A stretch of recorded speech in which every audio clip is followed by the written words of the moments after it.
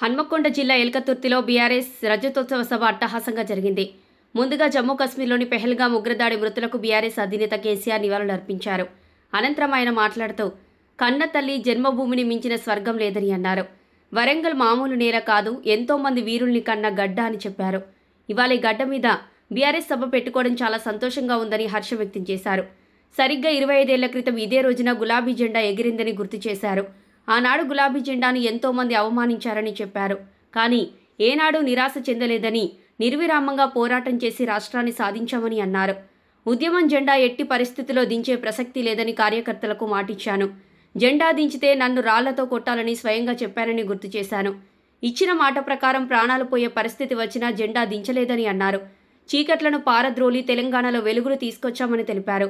వలసవాదుల నుంచి తెలంగాణకు విముక్తి కల్పించామని తెలిపారు. అధికారంలోకి వచ్చాక విధ్వంసమై తెలంగాణను అభివృద్ధి పదంలో నడిపించామని చెప్పారు. అనేక ఇరిగేషన్ ప్రాజెక్టులు నిర్మించుకున్నాం. 3 ఏళ్లలో కాళేశ్వరం కట్టాం. పంజాబ్ను తలదిన్నేలా పంటలు పండించాం. దళిత బంధు, రైతు బంధు, మిషన్ కాకతీయ, మిషన్ భగీరథ, రైతు బీమా వంటి అనేక చారిత్రాత్మక పథకాలు తీసుకొచ్చి అన్ని వర్గాల ప్రజల రూపురేఖలు మార్చుకున్నామని అన్నారు.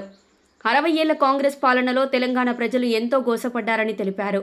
ఆనాడైనా ఈనాడైనా ఏనాడైనా తెలంగాణకు శత్రువు కాంగ్రెస్ పార్టీని అన్నారు.